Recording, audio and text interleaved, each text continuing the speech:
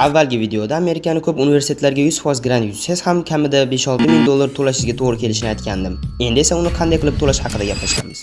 Deyarli hamma universitetlarda studentlar uchun ish o'rinlari bo'ladi. Eng oddiydan boshlasak bu food service, ya'ni ovqatlanish zalidagi ishlar. Bu yerda sizni turli xil ishlar kutib turgan bo'ladi. Misol uchun bir kun stollarni artib chiqsangiz, boshqa kun esa kassada hayol surib o'tirishingiz mumkin. Soatlik ish haqi esa 11 dollardan boshlanadi. Keyingi variantimiz bu yotoqxona binosida desk assistant bo'lish. Qiladigan ishingiz kun bo'yi bir joyda o'tirasizda, kelgan-ketganni ID kartochkalarini tekshirib o'tirasiz.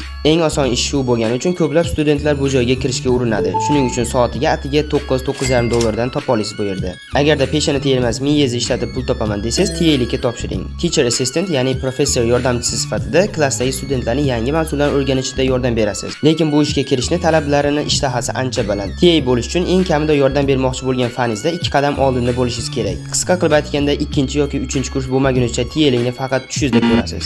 Lekin ish haqingiz ham shunga yarasha bo'ladi va o'rtacha soatiga 15 dollardan topa olasiz. Mabodo universitetga kelishdan avval geniylarcha o'qib qo'ygan bo'lsangiz, keliblar o'zingiz yo'nalishdagi professorlarga research qilishida, ya'ni tadqiqotlarda yordam berib soqqa qilishingiz mumkin. Soatlik ish haqingiz esa 13 dollardan 21 dollargacha bo'ladi. Amerikada student hayot haqida videolarni o'tkazib yubormaslik uchun logika obuna tugmasini bosib qo'yaverasiz.